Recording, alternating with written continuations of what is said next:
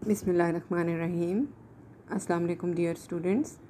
Today is 28th July 2020 Tuesday. Fourth year हम लोगों ने कल जो अपना टॉपिक स्टार्ट किया था that was the determination of national income, कौमी आमदनी का तवाज़ुन। उस सिलसिले में हम लोग टू सेक्टर्स इकॉनमी देख रहे थे, equilibrium national income and the two sectors economy या दो शोबी मैशत में कौमी आमदनी की मतवाज़न सतह। हम लोगों ने कहा था कि दो तरीक़ों से हम कौमी आमदनी की मतवाज़न सतह मालूम कर सकते हैं। There are two approaches by which we can determine the national income. The aggregate demand is equal to aggregate supply method, मजमूई तलब बराबर है मजमूई रसद का तरीका। That was y is equal to C + I approach. And as we were talking about the two sectors economy, so there was no government sector was involved and there was no foreign trade sector was involved. So the second approach for the determination of the national income we have discussed was saving is equal to investment method, बचत is equal to सरमायाकारी का तरीका। तो आज हम इस तरीके से मुताबिक saving is equal to investment method से बचत बराबर है सरमायाकारी के तरीके से कौमी आमदनी का तवाज़ुन मालूम करने की कोशिश करेंगे। हम अपना कल वाला सिंपल मॉडल ही डिस्कस करेंगे, यानी determination of the national income in the two sectors economy with reference to the saving is equal to investment approach.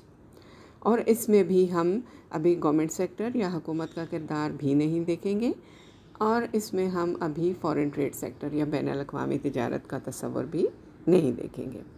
तो बचत और सरमायाकारी का तरीका या saving is equal to investment method. हम लोगों ने कल जब अपने सेविंग फंक्शन को समझ रहे थे तो हमने बताया था कि saving is opposite to the consumption, यानी वो रकूमात जो कि ख़र्च नहीं हो रही होती वो बच जाती हैं। इसलिए हमने कहा था, यहाँ पर देखें ये सेविंग फंक्शन हमारे पास क्या है, saving function is equal to -C0 + 1 - BY and if you remember the previous lecture consumption was C0 + BY where small b was the marginal propensity to consume मुख्ततम मीलान सर्फ। अब यहाँ पर 1 - B is marginal propensity to save या मुख्ततम Milan बचत है, ठीक है। और मार्जिनल प्रोपेंसिटी टू सेव या मुख्ततम मीलान बचत क्या है, ये change in saving change in saving due to change in income level. And in the introductory chapter we have already discussed about that there is saving is a function of income, जो बचत है उसका इन्हिसार आमदनी के ऊपर होता है, and saving is the increasing function of income.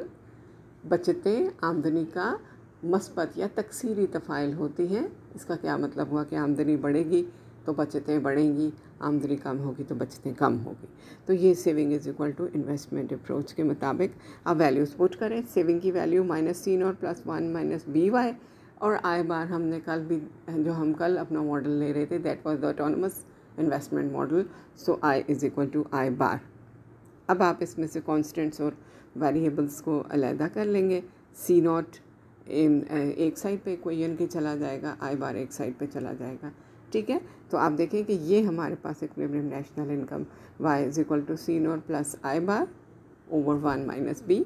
और कल जो हमने दूसरी अप्रोच से aggregate demand is equal to aggregate supply approach से भी देखा था, तो इक्विलिब्रियम नेशनल इनकम हमारे पास यही आता था। So what we can conclude with this discussion, we can conclude that the value of the equilibrium national income will remain same whether we will calculate the national income from aggregate demand is equal to aggregate supply method or from saving is equal to investment method.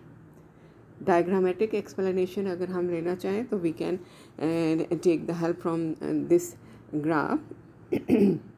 इसमें x axis के ऊपर आमदनी है और y axis के ऊपर बचत और सरमायाकारी है। यहाँ पर हमारे पास I इन्वेस्टमेंट या सरमायाकारी का कर्व है, जो हमने देखा कि बिल्कुल parallel to the x axis है या परफेक्टली हॉरिजॉन्टल है, जिससे क्या पता चल रहा है कि कौमी आमदनी की सतह कम हो रही है या ज़्यादा हो रही है, सरमायाकारी उतनी ही बराबर है, ठीक है जी। और ये हमारे पास एस सेविंग का कर्व है। एस सेविंग का कर्व ये हमने as we have described that there is a positive relationship between saving and income. So as soon as the income is increasing, the level of saving is increasing. So this SS curve is positively sloped. SS curve मस्बत रुझान रखता है. Okay, fourth year, this is point E. At point E, we can observe that the saving curve intersects the investment curve. So E will determine the equilibrium national income. If we take a point and move towards the x-axis, यानी E point से हम एक ख़त लेकर जाते हैं कौमी आमदनी वाले ख़त की तरफ, तो उसको M के ऊपर कता कर रहा है. तो OM इक्विलिब्रियम नेशनल इनकम है यहाँ पर, जहाँ पर saving is equal to investment है. ये तो हमारे पास इक्विलिब्रियम पॉइंट हो जाता है. हमने कहा था कि अगर कौमी आमदनी में अदम तवाज़ुन की सूरत हाल पैदा हो जाती है तो ऐसी क़ुव्वतें सरगर्म अमल होती हैं कि दोबारा से मैशत को तवाज़ुन की तरफ ले जाती हैं. फ़र्ज़ करें कि अगर अब इक्विलिब्रियम नेशनल इनकम ई पे नहीं है, कहीं ई प्राइम पर है. इक्विलिब्रियम नेशनल इनकम OM नहीं है, OM प्राइम है. ठीक है, तो अब यहाँ पर हम ऑब्ज़र्व कर सकते हैं कि सेविंग का कर्व अब ऊपर है इन्वेस्टमेंट वाले कर्व की निस्बत. इसका मतलब ये क्या पॉइंट है, where savings are greater than investment. So what is required, it is required to reduce the level of savings. अब इसका एक और बात क्या पता चलती है कि लोगों की जो सारी की सारी बचतें हैं वो सरमायाकारी के अमल में नहीं रह गई, कुछ ना कुछ बची पड़ी हैं. तो सरमायाकारी का अमल इसका मतलब है कम हो रहा है. तो अगर इन्वेस्टमेंट लेवल कम हो रहा है तो प्राइसेस विल स्टार्ट रिड्यूसिंग, चीज़ों की कीमतें कम होने लगेंगी. कीमतें कम होने लगेंगी तो उसका नतीजा क्या निकलेगा जी, कि डिप्रेशन आने लगेगा. ठीक है, तो फिर जब कीमतें कम होने लगेंगी और इन्वेस्टमेंट का लेवल भी कम होने लगेगा, ठीक है, तो दोबारा से इन्वेस्टमेंट लेवल कम होते होते इक्वल हो जाएगा सेविंग के और दोबारा इक्विलिब्रियम बन जाएगा. सिमिलरली अगर आप OM डबल प्राइम को देखती हैं तो यहाँ पर क्या है कि जो हमारी सेविंग्स हैं वो इन्वेस्टमेंट की निस्बत कम है. तो क्या ज़रूरत है कि हम अपनी जो नेशनल इनकम है उसको कम करेंगे. ठीक है, और बढ़ाएंगे M प्राइम से O डबल प्राइम से OM की तरफ जाएंगे. ठीक है, तो नेशनल इनकम बढ़ेगी और इस तरह से ये इक्विलिब्रियम दोबारा से ऑब्टेन्ड हो जाएगा. ओके, हमने क्या बात डिस्कस की थी, हमने ये बात डिस्कस की थी कि चाहे हम किसी भी अप्रोच से, हमने एक तो ये पॉइंट लिया कि there are 2 approaches by which equilibrium national income can be determined. दूसरी बात हमने क्या डिस्कस की थी कि चाहे हम किसी भी अप्रोच से equilibrium national income find out करना चाहेंगे, वो उसका पॉइंट एक ही होगा, एक ही इक्विलिब्रियम होगा. इक्विलिब्रियम नेशनल इनकम दोनों अप्रोचेस से एक ही आ रहा होगा. Okay, fourth year, if we observe this table, इसके मुख्तलिफ कॉलम्स हैं. सबसे पहले कॉलम में Y या इनकम, अगले कॉलम में कंजम्पशन या सर्फ, उससे अगले कॉलम में सेविंग, उसके बाद मुजव्वज़ा सरमायाकारी, the level of induced investment which remain same, 20 के बराबर रहती है. कुल खर्च के तरीके से हम देखना चाहें तो Y = C+I मेथड था और दूसरा क्या था, सेविंग = इन्वेस्टमेंट मेथड.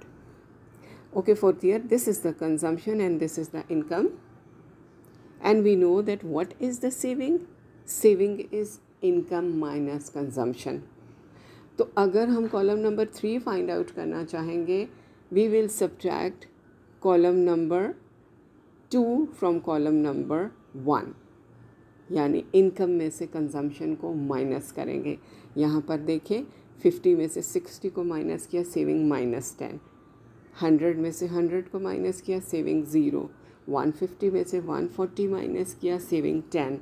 200 में से 180 माइनस किया, सेविंग 20. उसके अलावा हमें ये बात भी पता है कि consumption is positively related with the income. As soon as the income will increase, देखें जैसे जैसे आमदनी बढ़ रही है 50, 100, 150, 200, तो कंजम्पशन सर्फ भी बढ़ता जा रहा है. 60 है, फिर 100 हुआ, 140 हुआ, 180 हुआ. ठीक है, और इसी तरह से सेविंग भी पॉजिटिवली रिलेटेड है, तकसीरी तफ़ाइल है. बचत भी आमदनी का, आमदनी अगर बढ़ती चली जा रही है तो देखें बचत भी बढ़ती चली जा रही है. ठीक हो गया जी. अब इन्वेस्टमेंट लेवल हमारे पास सेम रहता है. सी प्लस आई का कर्व अगर आप लेना चाहते हैं तो आप क्या करेंगे कि जो आपका कॉलम नंबर 2 है उसको प्लस कर देंगे आप कॉलम नंबर 4 के साथ C plus I find out करने के लिए। ठीक है, यहाँ पर देखिए 60 प्लस 20 80, 100 प्लस 20 120, 140 प्लस 20 160। ठीक है जी, तो इस तरह से आप सी प्लस आई का कर्व ले सकती हैं। इस कॉलम में क्या बताया गया जी, changes in the national income level. ठीक है, और इस कॉलम के मुताबिक what will be the equilibrium point. Equilibrium point आप जहन में रखें, दो सिचुएशंस। पहला तरीका क्या, y is equal to C plus I approach. यहाँ पर आप देखें y is equal to 2 column number 1 में देखें और c प्लस आई का कॉलम 200। ठीक हो गया जी। दूसरा क्या है जी, saving is equal to investment method. Saving is 20 and investment is 20। So at the national income 200 तो equilibrium national income can be obtained.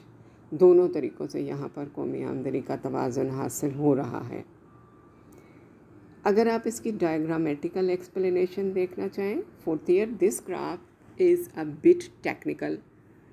आपको इस पे थोड़ी सी प्रैक्टिस करनी पड़ेगी तो तभी आप इस काबिल हो सकेंगे कि इस कर्व को अच्छा सा ड्रॉ कर सकें। If we observe this graph we can conclude और we can analysis that X axis के ऊपर नेशनल इनकम या कौमी आमदनी है और वाई एक्सिस के ऊपर सर्फ और बचत और सरमायाकारी है। यहाँ पर पहले जब हम डिफरेंट एक अप्रोच से नेशनल इनकम फाइंड आउट कर रहे होते थे ना, like saving is equal to investment, x axis पे नेशनल इनकम, वाई एक्सिस के ऊपर saving and investment, x axis के ऊपर नेशनल इनकम, वाई एक्सिस के ऊपर सी प्लस आई। लेकिन यहाँ पर क्या, अब दोनों अप्रोचेस से मिला के कर रहे हैं, इसलिए एक्स एक्सिस के ऊपर नेशनल इनकम और वाई एक्सिस के ऊपर सर्फ और बचत और सरमायाकारी, तीनों saving plus consumption plus investment. Okay, OH 45 degree helping line, इसको ख़त्ते तनसीफ भी कहते हैं और इसके बारे में मैंने आपको बताया कि यहाँ पर हमेशा कौमी आमदनी तवाज़ुन में होती है। हम always y is equal to C plus I. C is the consumption curve. इसमें जब आप इन्वेस्टमेंट को शामिल कर लेंगे तो C plus I will shift upward to the value of I. ठीक है, तो ये हमारे पास यहाँ से aggregate demand is equal to aggregate supply method से y is equal to C plus I approach से E point is equilibrium and equilibrium national income. अगर हम इसको नेशनल इनकम वाले कर्व की तरफ ले जाते हैं तो इसको इंटरसेक्ट करता है m के ऊपर। OM is equilibrium national income. दूसरी अप्रोच से देखें तो ये आई हमारे पास इन्वेस्टमेंट का कर्व है। ठीक है, और ये S सेविंग का कर्व है, SS, और ये भी हमने देखा। अच्छा, अब आप इस SS सेविंग के कर्व को ऑब्ज़र्व करें तो इसको देखें कि जैसे जैसे कंजम्पशन बढ़ती चली जा रही है ना, ठीक है, लाइक अगर आप S का कर्व जब इंटरसेक्ट कर रहा है नेशनल इनकम वाले कर्व, इससे नीचे कहीं डिस सेविंग का पॉइंट था। ठीक है, कंजम्पशन कहीं स्मॉलर थी इनकम के मुकाबले में, फिर जैसे जैसे इनकम बढ़ती चली जा रही है सेविंग भी बढ़ती चली जा रही है। तो इस तरह से ई पॉइंट एक ऐसा नुक्ता है जहाँ पर दोनों अप्रोचेस से y is equal to C plus I approach से भी equilibrium at the point E और saving is equal to investment approach से भी हमारे पास E point is the equilibrium. Let's suppose अब हमारे पास इन्वेस्टमेंट बढ़ जाती है तो देखें C plus I curve move C plus I prime 1। I prime क्या है, ये change to value of investment है। तो जितनी लेवल ऑफ इन्वेस्टमेंट चेंज हुई हमारा सी प्लस आई का कर्व अपवर्ड शिफ्ट हो गया। अब हमारा जो इक्विलिब्रियम है वो ई प्राइम के ऊपर है। अब यहाँ पर इन्वेस्टमेंट बढ़ी तो जितना हमारा सी प्लस आई का कर्व इन्वेस्टमेंट के बराबर ऊपर शिफ्ट हुआ था, इतना ही हमारा इन्वेस्टमेंट का कर्व भी। तो दूसरी अप्रोच से भी ई प्राइम के ऊपर अब इक्विलिब्रियम हमारे पास आ जाता है। ठीक है, तो इस सारे एनालिसिस से हम क्या अंडरस्टैंड कर सकते हैं, इस सारे लेक्चर से हम क्या अंडरस्टैंड कर सकते हैं, इस सारे एनालिसिस से हम ये अंडरस्टैंड कर सकते हैं that equilibrium national income will be the point Yeah, there are two approaches by which we can get the equilibrium national income. Aggregate demand is equal to aggregate supply approach. मजमूई तलब बराबर है मजमूई रसद का तरीका. Y is equal to C plus I approach. दूसरा तरीका क्या है? Saving is equal to investment method या बचत बराबर है सरमायाकारी का तरीका. और इस सारे लेक्चर से हमने ये समझा कि चाहे आप किसी भी अप्रोच से equilibrium national income find out करेंगे, दोनों अप्रोचेस से तो वो बराबर ही होगी. तीसरी चीज़ हमने इस लेक्चर में क्या देखी? हमने ये देखा कि ये हमारा वो मॉडल था. This was the most simple model of the national income where there was no government sector was involved and there was no foreign trade sector was involved. Okay, हमारा आज का लेक्चर यहीं तक ही है, 4th ईयर. नेक्स्ट हम लोग कल continue करेंगे. Thank you. अल्लाह हाफिज़.